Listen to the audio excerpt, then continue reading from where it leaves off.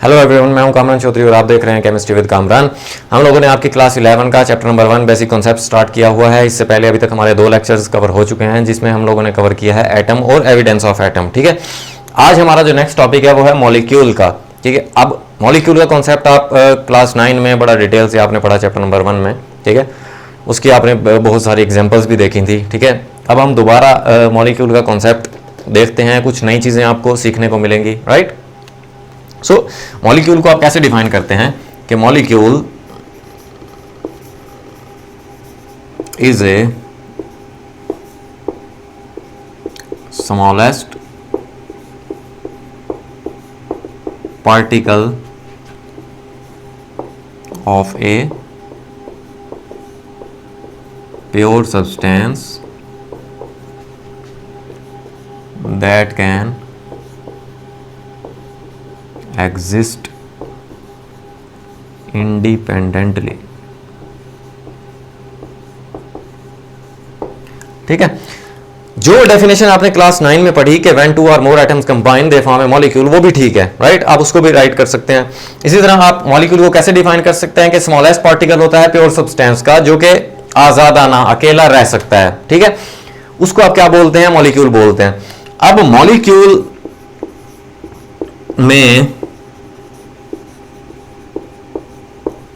एक या एक से ज्यादा एटम्स भी हो सकते हैं। ठीक है, इसी बेसिस पे एक टर्म होती है एटॉमिसिटी। ठीक है, एटॉमिसिटी क्या होती है? एटॉमिसिटी होती है कि the number of atoms present in A molecule. Right, अब एटॉमिसिटी की बेसिस पे आपने मॉलिक्यूल्स को कुछ इसकी टाइप्स में डिवाइड किया हुआ है। ठीक है, जैसे मोनो एटॉमिक मॉलिक्यूल्स, इसी तरह डाई एटॉमिक मॉलिक्यूल्स,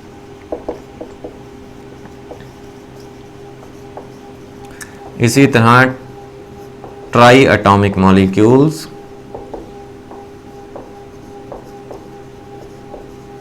ठीक है, और पॉली एटॉमिक मॉलिक्यूल्स।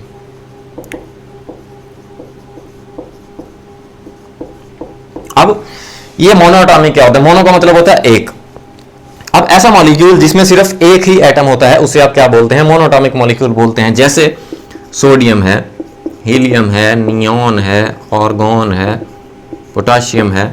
ठीक है, इस तरह के जो एटम्स होते हैं, इस तरह के जो मॉलिक्यूल नजर आ रहा है आपको, वैसे तो जनरली आप इनको एलिमेंट्स बोलते हैं। ठीक है, बट आप इन्हें क्या बोलेंगे? मोनो एटॉमिक मॉलिक्यूल भी बोल सकते हैं। राइट, जो कि सिर्फ एक ही एटम पर कंसिस्ट करते हैं।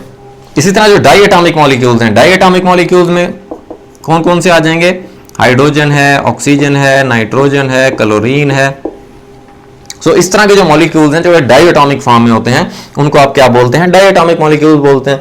ट्राई एटॉमिक मॉलिक्यूल्स में जैसे वाटर है, राइट, ओजोन है, कार्बन डाइऑक्साइड है। इनमें आपको 3-3 एटम्स नजर आ रहे हैं। ठीक है, अब इसमें कंफ्यूज नहीं होना। हाइड्रोजन और ऑक्सीजन 2 एलिमेंट्स हैं, बट 3 एटम्स हैं। 2 हाइड्रोजन के एटम और 1 ऑक्सीजन का एटम। राइट, इसी तरह ओजोन में 3 ऑक्सीजन के एटम्स हैं। इसी तरह कार्बन डाइऑक्साइड में 1 कार्बन और 2 ऑक्सीजन के एटम्स हैं। ठीक है, तो इस तरह के मॉलिक्यूल्स को आप क्या बोलते हैं? ट्राई एटॉमिक मॉलिक्यूल्स बोलते हैं। अब वो मॉलिक्यूल्स जिनमें 3 से ज्यादा एटम्स आ जाते हैं, उनको आप क्या बोलते हैं? पॉली एटॉमिक मॉलिक्यूल्स बोलते हैं। For example H2SO4 sulphuric acid है, इसी तरह ग्लूकोज है, C6H12O6।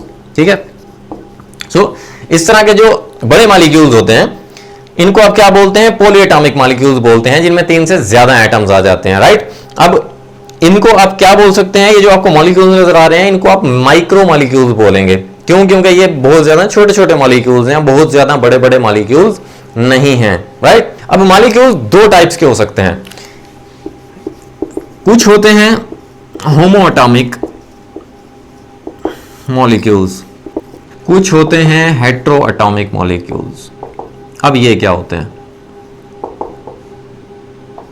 होमो का मतलब होता है सेम, राइट? होमो का क्या मतलब होता है? सेम। अब ऐसे मॉलिक्यूल जिसमें सेम टाइप्स के एटम्स होते हैं उनको आप बोलते हैं होमोएटॉमिक मॉलिक्यूल्स। जैसे अभी मैंने आपको एग्जांपल दी थी डाइएटॉमिक मॉलिक्यूल्स की, जैसे हाइड्रोजन है, नाइट्रोजन है, ऑक्सीजन है, क्लोरीन है, ब्रोमीन है। सो इस तरह के जो मॉलिक्यूल्स होते हैं उनको आप क्या बोलते हैं? होमोएटॉमिक मॉलिक्यूल्स। होमो का मतलब होता है सारे के सारे एटम्स एक ही तरह के हैं, राइट। हेट्रोएटॉमिक मॉलिक्यूल्स कौन से होते हैं? हेट्रोएटॉमिक मॉलिक्यूल्स होते हैं ऐसे मॉलिक्यूल्स जिनमें दो या दो से ज्यादा टाइप्स के एलिमेंट इन्वॉल्व हो जाएं, ठीक है, उसको आप बोलते हैं हेट्रोएटॉमिक मॉलिक्यूल्स। फॉर एग्जांपल जैसे CO2 की मैंने आपको एग्जांपल दी, वाटर की एग्जांपल दी, सल्फ्यूरिक एसिड की एग्जांपल दी, ठीक है, इसी तरह ग्लूकोज की एग्जांपल दी। सो इनमें आप देख रहे हैं कि कार्बन ऑक्सीजन दो टाइप्स के एलिमेंट इन्वॉल्व हो गए, ठीक है। हाइड्रोजन और ऑक्सीजन दो टाइप्स के एलिमेंट हैं। हाइड्रोजन, सल्फर और ऑक्सीजन तीन एलिमेंट्स आ रहे हैं। कार्बन, हाइड्रोजन एंड ऑक्सीजन तीन एलिमेंट्स आ रहे हैं, ठीक है। तो तीन एलिमेंट्स के एटम्स नजर आ रहे हैं आपको। सो इस तरह का जो मॉलिक्यूल्स होता है उसे हम क्या बोलते हैं? हेट्रोएटॉमिक मॉलिक्यूल्स बोलते हैं। अभी तक जितनी भी एग्जांपल्स हम लोगों ने देखी हैं वो हम उनको कह सकते हैं कि वो माइक्रो मॉलिक्यूल्स हैं, क्योंकि छोटे छोटे से मॉलिक्यूल्स हैं, बहुत ज्यादा लार्ज मॉलिक्यूल्स नहीं हैं। अब कुछ मॉलिक्यूल्स होते हैं बहुत ज्यादा लार्ज, बहुत ज्यादा बड़े बड़े मॉलिक्यूल्स भी होते हैं। जैसे मैं अगर आपको एग्जांपल दूं हीमोग्लोबिन की, ठीक है, तो ये एक बहुत ही बड़ा मॉलिक्यूल है। तो बड़े बड़े मॉलिक्यूल्स को आप क्या बोलते हैं? मैक्रो मॉलिक्यूल बोलते हैं।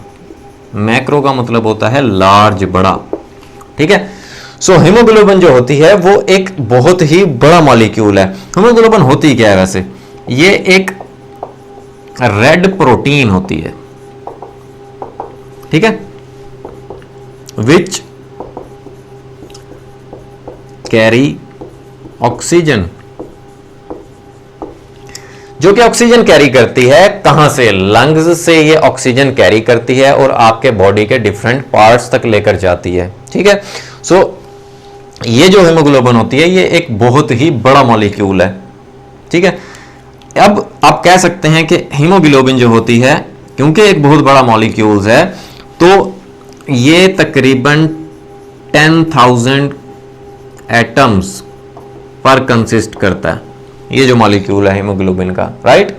और ये 68,000 टाइम्स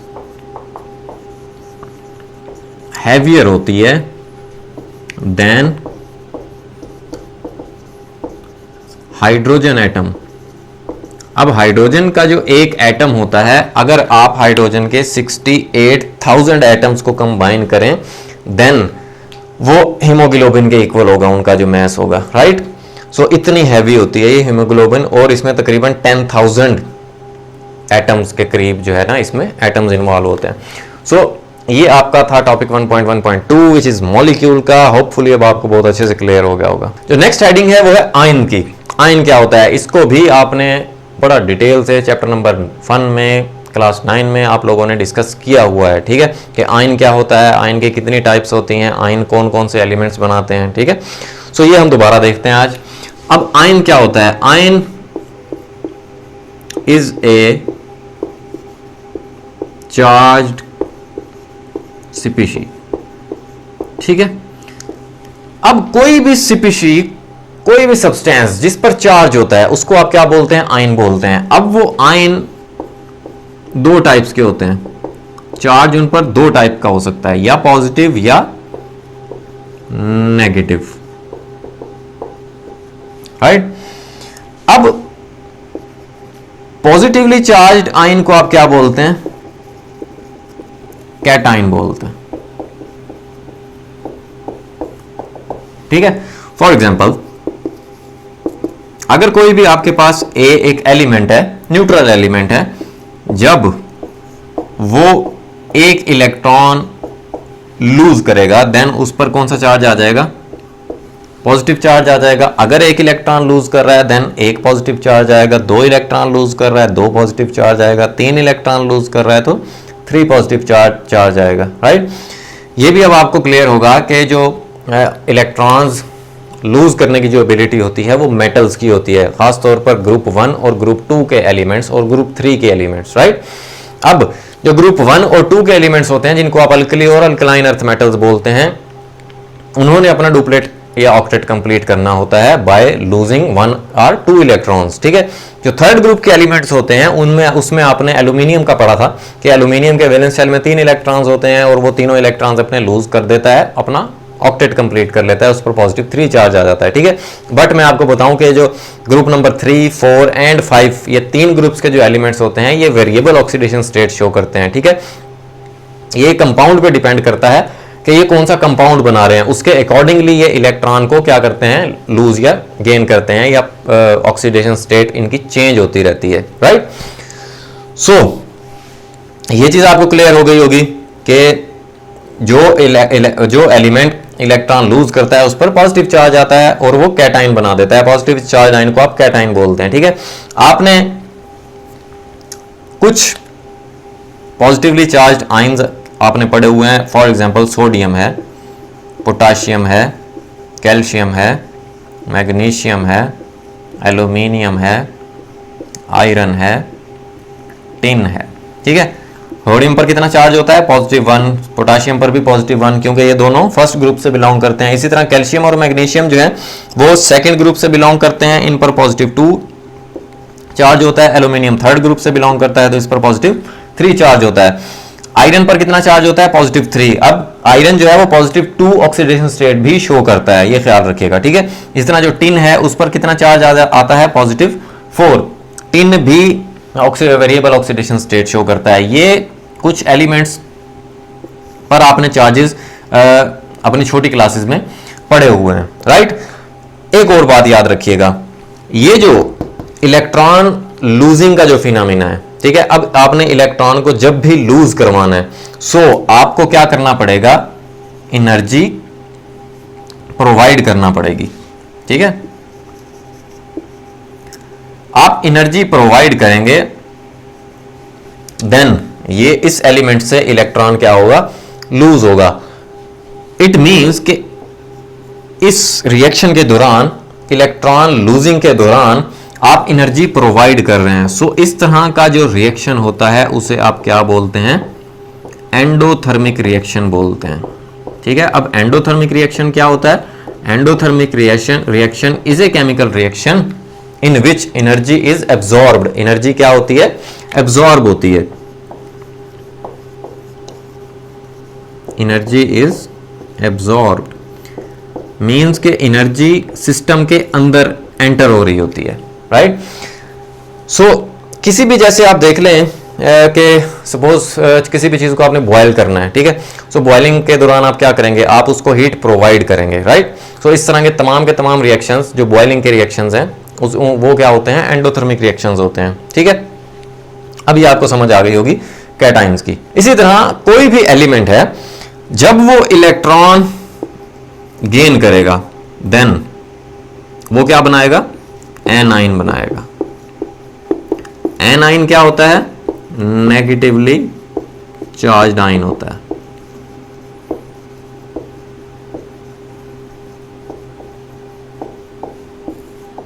राइट। फॉर एग्जाम्पल ये एक कोई भी न्यूट्रल एटम है आपके पास, जब ये इलेक्ट्रॉन गेन करेगा देन इस पर कौन सा चार्ज आएगा, नेगेटिव चार्ज आएगा। अब एक इलेक्ट्रॉन गेन कर रहा है तो एक नेगेटिव चार्ज आएगा, 2 इलेक्ट्रॉन गेन कर रहा है तो 2 नेगेटिव चार्ज आएगा, 3 इलेक्ट्रॉन गेन कर रहा है तो -3 चार्ज आएगा, राइट। सो ये जो इलेक्ट्रॉन गेनिंग का जो प्रोसेस होता है इस दौरान एनर्जी क्या होती है, इवॉल्व होती है, ठीक है। Energy out of the system आती है, सिस्टम से बाहर आती है। सो इस तरह के रिएक्शंस को आप क्या बोलते हैं, एक्सोथर्मिक रिएक्शंस बोलते हैं। एक्सोथर्मिक रिएक्शन एक ऐसा रिएक्शन होता है जिसके दौरान एनर्जी क्या हो रही होती है, इवॉल्व हो रही होती है, राइट।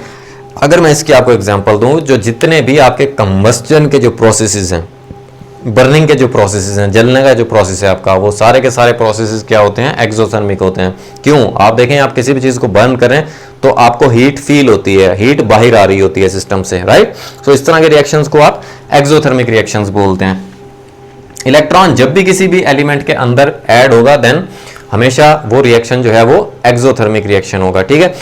अब ये छोटी क्लासेस में आपने बड़ा डिटेल से पढ़ा हुआ है कि जब भी इलेक्ट्रॉन आउटर मोस्ट शेल से इनर शेल में एंटर होता है, ठीक है, कि बड़े शेल से जब छोटे शेल में आता है तो एनर्जी क्या होती है, इवॉल्व होती है। इसी तरह आपने ये भी पढ़ा था कि एक इलेक्ट्रॉन न्यूक्लियस से जितना ज़्यादा दूर होगा उसकी एनर्जी उतनी ज़्यादा होगी, और जो इलेक्ट्रॉन न्यूक्लियस के करीब होगा उसकी एनर्जी उतनी ज़्यादा कम होगी। इसकी अगर मैं आपको एग्जांपल्स दूं, जैसे फ्लोरीन है, फ्लोरीन पर -1 चार्ज आता है, क्लोरीन पर -1 चार्ज आता है, ब्रोमीन पर -1 चार्ज आता है, ठीक है। फ्लोरीन, क्लोरीन, ब्रोमीन, इनकी आपने एग्जांपल्स पढ़ी। और इसके अलावा ऑक्सीजन है, ऑक्सीजन पर कितना चार्ज आता है? -2 चार्ज आता है, राइट। सो इस तरह की कुछ एग्जांपल्स आपने पढ़ी नेगेटिव आयंस की, ठीक है।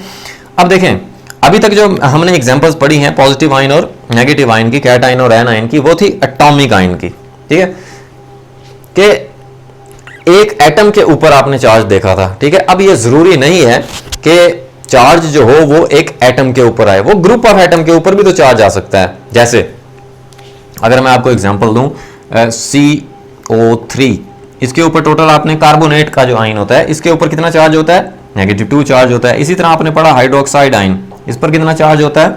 -1 चार्ज होता है। इसी तरह Cr2O7, इसके ऊपर कितना चार्ज होता है? -2 चार्ज होता है। इसी तरह सल्फेट का जो आयन होता है उस पर -2 चार्ज होता है, ठीक है। इसी तरह ये आपने देख लिए ग्रुप ऑफ एटम जिनके ऊपर नेगेटिव चार्ज होता है। इसी तरह आपने एक और एग्जांपल देखी अमोनियम आयन की, ये भी तो ग्रुप ऑफ एटम है और इसके ऊपर भी चार्ज होता है, +1 चार्ज होता है, ठीक है। सो ये जरूरी नहीं है कि एक एटम के ऊपर ही चार्ज आए, वो ग्रुप ऑफ एटम्स के ऊपर भी चार्ज आ सकता है, राइट। नेक्स्ट जो हमारी हेडिंग है वो है मॉलिक्यूलर आयन की। अब जैसे आपने एटॉमिक आयन के बारे में पढ़ा कि एटम्स या ग्रुप ऑफ एटम्स जो हैं जब वो इलेक्ट्रॉन गेन या लूज करते हैं देन उन पर पॉजिटिव या नेगेटिव चार्ज आता है। इसी तरह कोई मॉलिक्यूल भी इलेक्ट्रॉन गेन या लूज कर सकता है। जब एक मॉलिक्यूल इलेक्ट्रॉन गेन या लूज करेगा उसको आप क्या बोलेंगे? मॉलिक्यूलर आयन बोलेंगे, राइट। अब जैसे मैं अगर आपको एग्जांपल दूं, एक मॉलिक्यूल है आपके पास मीथेन या कार्बन मोनोऑक्साइड या नाइट्रोजन, ठीक है। जब ये इलेक्ट्रॉन लूज करते हैं देन इन पर कौन सा चार्ज आएगा? +1 चार्ज आएगा। सो ऐसे मॉलिक्यूल को आप क्या बोलते हैं? ऐसे आयन को बेसिकली आप क्या बोलते हैं? मॉलिक्यूलर आयन बोलते हैं, ठीक है। अब ये आप यहां पर नोट कर रहे हैं, ये तमाम की तमाम क्या हैं? गैसेस हैं, ठीक है। Methane gas, carbon monoxide and nitrogen gas. अब ये गैसेस पॉजिटिवली चार्ज्ड आपको नजर आ रही है यहां पे। एक तो पहली बात ये मैं आपको बता दूं कि पॉजिटिवली मॉलिक्यूलर आयन जो होते हैं, ठीक है, पॉजिटिवली चार्ज मॉलिक्यूलर आयन जो होते हैं उनकी अबंडेंस बहुत ज्यादा है, ठीक है, as compare to negatively charge molecular ion से, राइट। सो अब ये बनता कैसे है? एक चीज होती है अल्फा पार्टिकल्स, ठीक है। कोई भी रेडियो एक्टिव एलिमेंट जो होता है वो अपने अंदर से 3 तरह की रेडिएशंस एमिट कर रहा होता है, alpha radiations, beta radiations and gamma radiations, ठीक है। अब अल्फा पार्टिकल्स या अल्फा रेडिएशंस क्या होती हैं? अल्फा पार्टिकल्स को आप बेसिकली बोलते हैं हीलियम न्यूक्लियाई, हीलियम के न्यूक्लियाई बोलते हैं आप इसको, ठीक है। वो क्यों बोलते हैं? अगर आप हीलियम को देखें, हीलियम का जो एटॉमिक नंबर होता है 2 होता है और एटॉमिक मास कितना होता है? 4 होता है। सो इसके न्यूक्लियस में 2 प्रोटॉन्स होंगे, 2 न्यूट्रॉन्स होंगे और इसके पहले शेल में एक ही शेल होता है और उस शेल में 2 इलेक्ट्रॉन्स होंगे। अब आप क्या करें, आप ये 2 इलेक्ट्रॉन्स लूज करवा दें अगर हीलियम के एटम से, ठीक है। जब ये आप 2 इलेक्ट्रॉन लूज करवाएंगे देन इस पर कौन सा चार्ज आ जाएगा? +2 चार्ज आ जाएगा, राइट। सो आप इसको कैसे रिप्रेजेंट कर सकते हैं? हीलियम पॉजिटिव पॉजिटिव, ठीक है, इस तरह से आप इसको रिप्रेजेंट करते हैं। सो ये जो पार्टिकल्स होते हैं ना, ये बेसिकली क्या होते हैं? अल्फा पार्टिकल्स होते हैं, राइट। अब अल्फा पार्टिकल्स जो होते हैं, अल्फा रेडिएशन जो होती हैं वो हैवी होती हैं as compare to beta radiations and gamma radiations, ठीक है। इनकी स्पीड स्लो होती है, इनकी पेनिट्रेटिंग पावर कम होती है, बट ये हैवी होती हैं, ठीक है। इनका मास बहुत ज्यादा होता है, जैसे आपको नजर आ रहा है कि हीलियम का जो मास है वो 4 होगा। सो जब ये अल्फा पार्टिकल्स आप बम्बार्ड करवाते हैं किसी भी गैस के ऊपर, ठीक है, किसी भी गैस से जब ये अल्फा पार्टिकल्स बम्बार्ड करवाते हैं, आप टकराते हैं ये अल्फा पार्टिकल्स, तो ये अल्फा पार्टिकल्स क्या करते हैं? उनके इलेक्ट्रॉन से जाकर टकराते हैं और इलेक्ट्रॉन्स को रिमूव कर देते हैं उनके शेल्स से, राइट। सो इस तरह से आपके पास ये पॉजिटिव आयंस बन जाते हैं। अब ये जो मीथेन है, नेचुरली इसका जो मॉलिक्यूल होगा वो क्या होगा? CH4, ठीक है। इसका जो आयन है वो CH4 पॉजिटिव 1 है। अब इसके आयंस को जब आप ब्रेक डाउन करेंगे देन वो आपको इंफॉर्मेशन ज्यादा देता है as compare to naturally occurring methane से, ठीक है। सो इस वजह से हम इन गैसेस पे अल्फा पार्टिकल्स बम्बार्ड करवा के हम इनको पॉजिटिवली चार्ज में कन्वर्ट कर लेते हैं, पॉजिटिव मॉलिक्यूलर आयन में कन्वर्ट कर लेते हैं, ताकि हमें ज्यादा से ज्यादा इंफॉर्मेशन मिल सके, राइट। सो आपको अब ये बहुत अच्छे से क्लियर हो गया होगा तीनों चीजें। अगर आपको वीडियो पसंद आई है देन चैनल को सब्सक्राइब करें, वीडियो को लाइक करें और शेयर करें। मैं हूं कामरान चौधरी और हम मिलेंगे नेक्स्ट वीडियो में। अब भी अगर आपके कोई क्वेश्चंस होते हैं देन आप नीचे कमेंट सेक्शन में मुझसे पूछ सकते हैं, मैं कोशिश करूंगा आपके सारे क्वेश्चंस के आंसर करने की, ठीक है।